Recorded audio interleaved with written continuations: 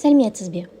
Бүгін мен Дулат Исабековтың дермене әңгімесіндегі символикаға тоқталамын.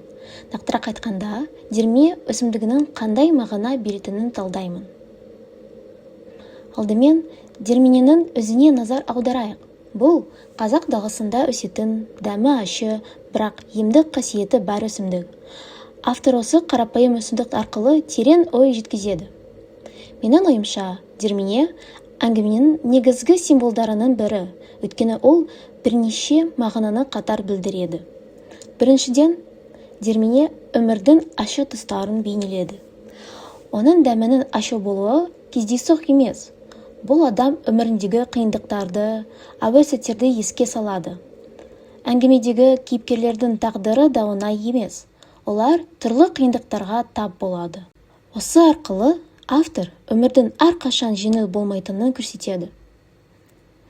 Екіншіден, дермене емделу мен ішкі тазаланудың символы.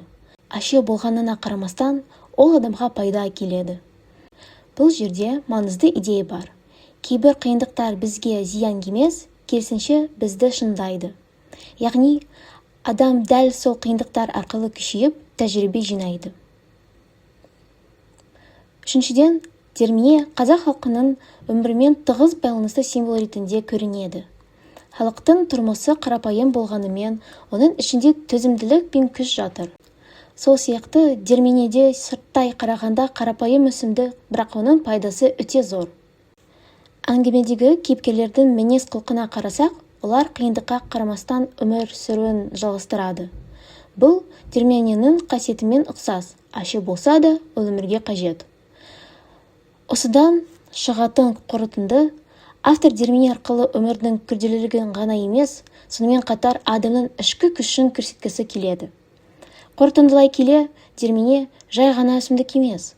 Ол өмірдің ащы шындығын, адам төзімділігін және қиындық арқылы келетін күшті білдіретін терең символ. Сондықтан бұл шығарма бізге маңызды ой салады. Қиындықтардан қашпай, оларды қабылдап, сол арқылы дамуға болады. Рахмет.